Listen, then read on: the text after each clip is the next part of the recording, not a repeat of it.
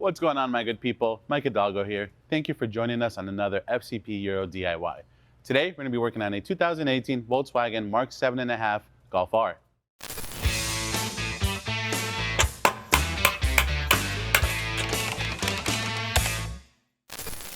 Today on the Golf R behind me, we're going to be covering how to replace your front brakes. In front of me, we have a Techstar Zimmerman combo that is available on fcpro.com. It includes 2 rotors, your set screws, as well as the hardware needed for the calipers and new pads as well with built-in sensors. This is going to be applicable to your Mk7 and 7.5 Golf Rs. Typically, you're going to get anywhere from 30 to 40, maybe even 50,000 miles out of your brakes. Depends on how you drive your vehicle. A couple of things you can do to inspect them is simply visually looking at them. Sometimes you can peek around the caliper and see how much pad life is left. There's also gauges out there that you can use to measure the thickness of the pads left. Usually once you get to about 2 millimeters, you want to change them out. Another thing you can do is inspect your rotors. You can run your fingernail across the face of them, and if they catch on either end and they're starting to develop a lip, more than likely it's time to replace them. And in some extreme cases, as these rotors age, they can warp, and then you'll feel that feedback in your steering wheel. That's another good note letting you know that it's time to replace them. But before we get started on this DIY, let's take a look at some of the tools we're going to need for this job. And now for tools. For this job, I recommend having a hammer. We have a 1/2 inch and 3/8 drive torque wrench, as well as a 1/2 inch, 3/8 drive, and 1/4 inch drive ratchets. We have a 13 millimeter socket, a T30, a 21 millimeter socket, a 17 millimeter socket for our lug bolts. We have the VW tool to help remove the plastic caps on our lug bolts if you still have that. If not, you can use a small pick tool. And if you have a newer car like we do behind us, make sure you have the wheel lock tool if your vehicle is still equipped with those. Moving on, we have a small wire brush. You can use some emery cloth or a Scotch-Brite pad as well. A 17 millimeter wrench. I have some small pliers. You can sub those out for a small flathead screwdriver. I'll show you later on what we need those for. We have a tool to compress our piston back into our caliper, as well as a caliper hanger tool. And then some nice to haves are impact tools. This will help get our wheels off nice and easy. We have some liquid moly ceramic paste, some brake clean, and then a paint pen so we can mark everything after we've torqued it. Now we know what we're working with, let's go ahead and get started on this DIY. Before you get started on a brake job, whether you're doing the fronts or the rears or all 4 corners at the same time, you want to be aware of your fluid level in your reservoir. Typically, unless you've opened it before or you've done a brake flush in the past or whatever the case may be, the level is going to be a little bit different than when the car is newer. In this case, our car is new enough where the system's never been opened, so I'm not too concerned with overpressurizing the system as I compress the pistons in and out. But should your reservoir be a little too full, you can always remove the cap, use a fluid extractor or a turkey baster, whatever you have lying around. Just remove a bit of fluid, just put it below the minimum line, do your brake job, then come back. Once you pressurize the whole system back up with the brake pedal, you can check your fluid and top it off as needed. So again, this car's pretty new. Our fluid level is going to be okay, so we don't have to worry about that today. But now with that said, let's go ahead and get started on the passenger side of the R today. All right, my good people, today we are working on the passenger side of the Golf R. We're going to start by removing our wheel first. However, the steps are going to be identical for the driver's side. One thing to note, some of these models are equipped with brake pad wire sensors. Some of them are not. They usually are just on one side of the vehicle. Our driver's side is not, so once we pop this wheel off, we'll go ahead and see if the passenger side one has one or not. We're going to start by removing the protective caps off of our wheel lugs. If your vehicle does not have those, then you can skip the step. Or if you do not have the Volkswagen tool, you can use a small pick or flathead screwdriver to pop them out.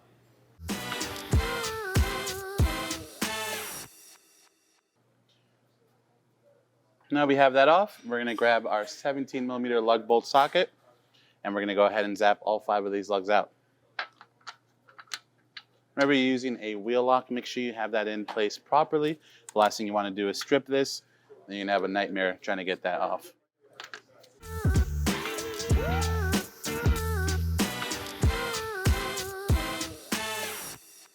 Now we'll go ahead and pull our wheel up gently, set it to the side.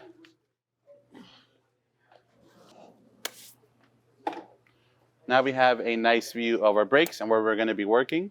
If you have the time, take this time now to go ahead and kind of clean everything before you throw your new parts on. You don't want to get any old brake dust and contaminants on your new parts. These are nice calipers, so I'm going to go ahead and take a few minutes just to scrub them down, wipe them up, and then we'll pick it right back up. Catch you in a moment. All right, now we have everything cleaned up just a bit. We're going to go ahead and get started by removing our caliper.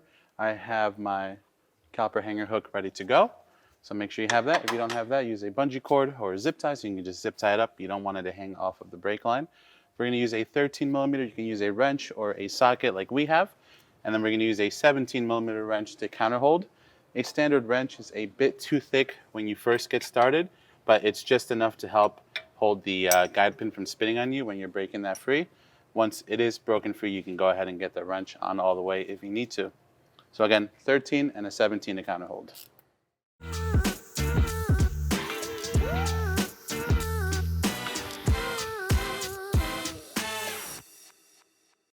I'm going to go ahead and throw out this hardware. Our brake pads do come with new guide pin bolts that are already pre-thread locked, so we can toss those. Now that the top one is free and the bottom one's off, we can finish off the top one.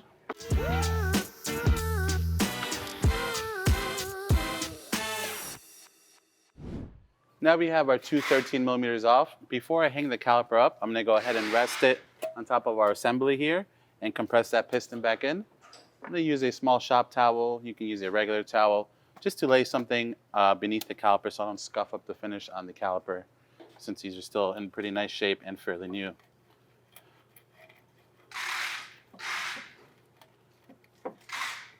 There's enough slack in the hose to rest it like this. With the two 13 millimeter bolts removed, before I hang up the caliper, I like to go ahead and compress the piston now, just in case I make a mess or spill anything if I'm cleaning the caliper further. But with that in place, we can go ahead and use our tool to compress the piston back in. Just set that into place. It's not ratcheting, just use the finger to counter hold it in the middle, let it do its thing. Once it gets some tension on it, then it'll start working on its own.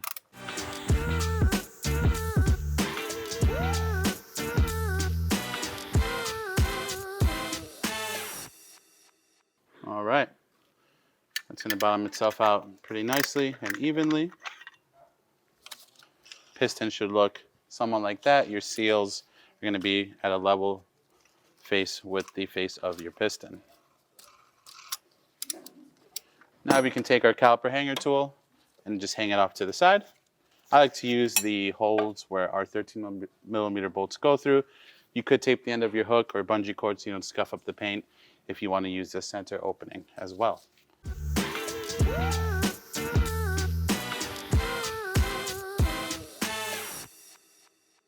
Now with our caliper hung off to the side, we're going to work on removing the pads off our carrier. They pretty much just pull out towards you or towards the vehicle, depending on if you're doing the inboard or outboard.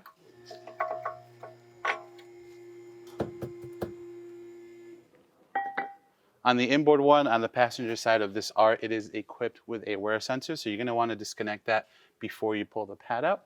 To disconnect that, there is a release tab on the sensor itself. These can be a little bit tricky sometimes, but you just push it in. Sometimes it helps to push the connector in and then pull out, and it releases. And then just pull the pad off the carrier, similar to the way you did with the outboard one, by pushing towards the vehicle. Here's the view of our old pad. You can see the sensor is on the inboard pad, and it's on the inside portion of the pad itself, going behind the wheel carrier. So our new Techstar will have the same sensor in the same location, but we'll show you that when we install them. For now, we'll go ahead and set that to the side. Now with our brake pads removed, we're going to work on removing the two 21 millimeter bolts that hold our carrier to the knuckle assembly. Again, if you're working at home on the ground, I recommend you almost lie down if you can, just to get some good leverage and be able to get some good power on there. I'm using a 21 on a 1/2 inch drive ratchet. We'll go ahead and break both of them free first.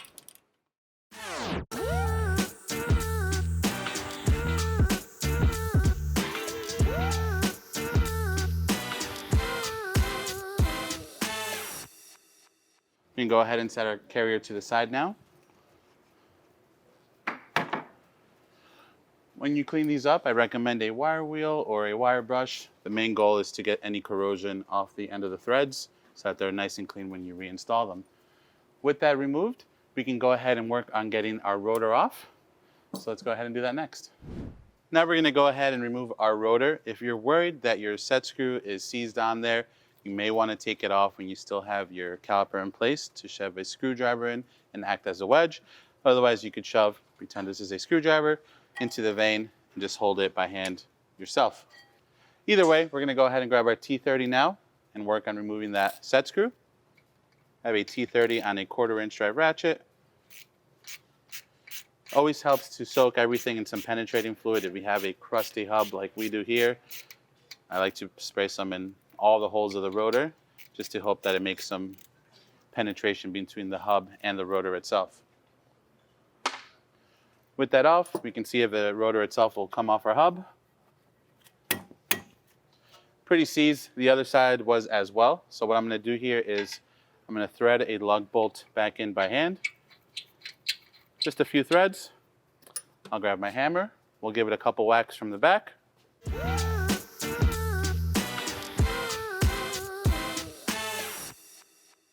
And with that, the rotor is free. We can remove our lug bolt and get rid of this old crusty rotor. With that off, now is a great time to clean up this hub assembly and use some liquid moly ceramic paste so that our new rotor doesn't seize onto the hub like this one did. I'm going to spray a little bit of APC. Use a wire brush on the surface here. Again, a wire brush, a wire wheel, some emery cloth, or a Scotch-Brite pad will work great just to clean up the heavy corrosion on there.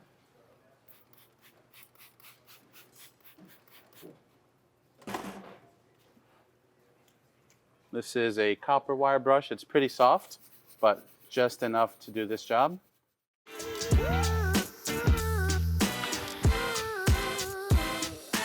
All right, that should be pretty good. We'll go ahead and use our brake clean and kind of clean all that off.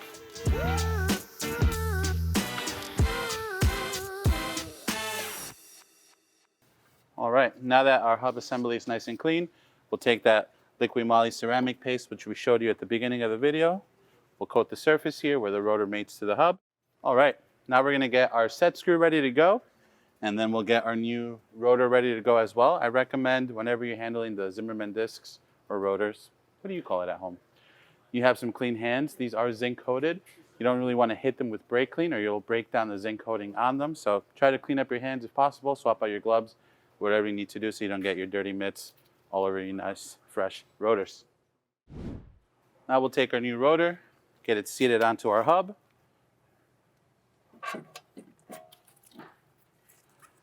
And then I'm a little overkill with this ceramic paste, but I like to put a small dab behind where our set screw is going to sit, just so it doesn't seize to the rotor.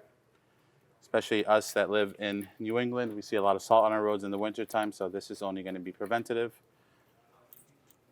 Then we're going to go ahead and snug it up. For those of you following along at home, if you want to torque that down, you're going to torque it down to 8 Newton meters. And again, it's a T30. That's going to be nice and snug for today. We'll encapsulate it. Good to rock and roll. Now I'm going to grab our caliper carrier once more. We'll grab our two 21mm bolts, which we've cleaned up, and we'll get ready to install it and go from there. All right, now we're going to put our caliper carrier back on. I have my 221s ready to go. My carrier is cleaned up. If you haven't cleaned it already, make sure these channels right here are clean. Wire brush works well. Flathead screwdriver. Anything to get any of the old gunk off.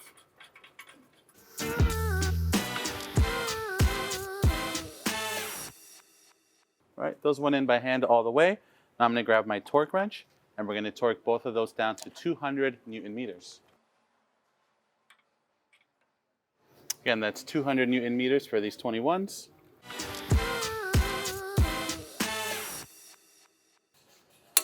There's two. I'm going to go ahead and mark these up just so I know that they've already been torqued. All right. Now we can work on installing our brake pads to the carrier. These are designed to have a little bit of tension on them when you install them on the ears, these metal tabs here. Sometimes it helps to pinch them shut a little bit before installing them into the car. Sometimes these top flaps can kind of peel back, if you will, by accident if you don't pry them in all the way. But other than that, they're pretty straightforward. I like to use a little bit of the liquid moly ceramic paste on the ears as well, just to kind of help them do their thing while they're in the carrier. Just a little bit, you don't need a lot. Again, inboard pad has a sensor on it for the passenger side. The outboards for these Techstars have a sticky backing to them that are always going to face out towards the wheel. We'll go ahead and get this lined up. Once you have them lined up, you want to push in against the carrier. In this case, what's happening to me is both of the ears, the little metal clips that go around the backing plates, are opening up. So I'm just going to use some pliers, close them up a bit, and we'll try it again.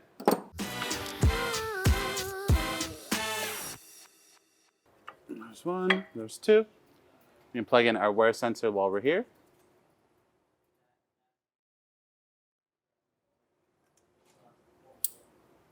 Nice clip there. That'll tuck itself in front of our caliper. And we'll get our outboard pad ready to go. We're going to leave the sticky backing on it for now, the protective part of it.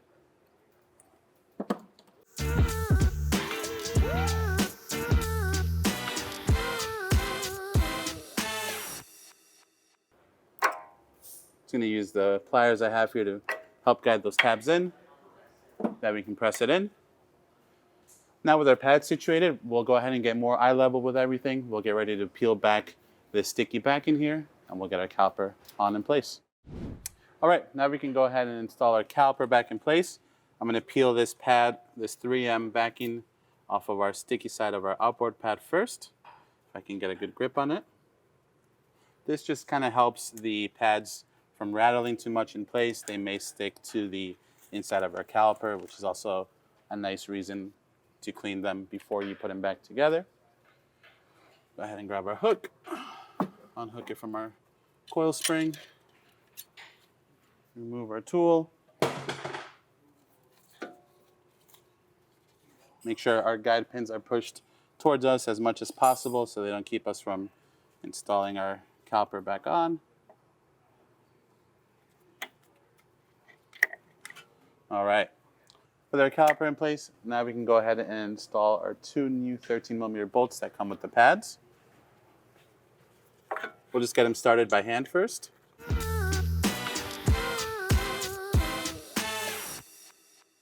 Once our guide starts spinning, then we'll grab our 13mm socket and ratchet, or wrench, whichever one you have, and our 17mm wrench to counter hold, and we'll just snug them up gently.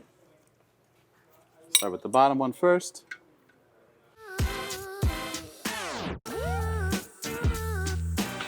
All right, that's snug up by hand. Do the same up top.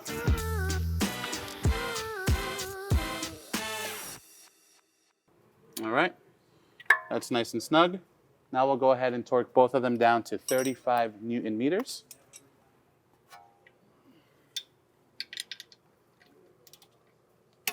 There's one.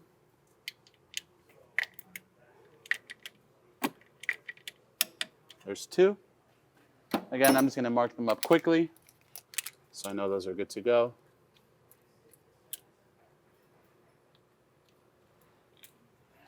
And with that, my good people, now we can grab our wheel and get ready to slap that bad boy back on. So let's do that next.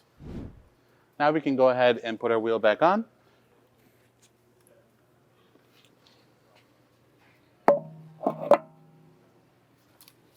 We'll line up our lug holes. Get our lugs started by hand, if possible. I always recommend that first.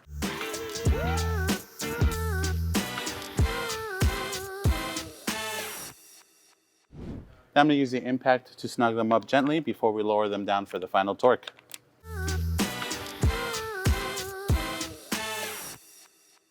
With that, let's go ahead and lower her down and we'll torque it up. Now with the vehicle on the ground, we're going to torque all 5 of our lug bolts down to 90 foot-pounds or 122 Newton meters, whichever you prefer.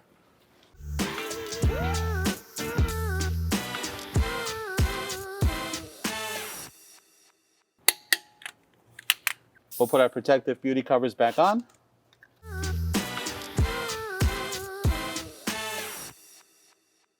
And with that, my good people, that is going to conclude this DIY. Overall, a really straightforward on the Golf R. Again, this is applicable to your 7 and 7.5 Rs, as well as your GTIs. If you like this video, please be sure to give it a thumbs up. If you have any questions or comments on what we did today, or there's a specific job you want to see us do on this car, leave it in the comment section below. And if you like this DIY and you want to see more like them, please consider subscribing. We make new ones all the time. As always, thank you for watching. We'll catch you on the next one.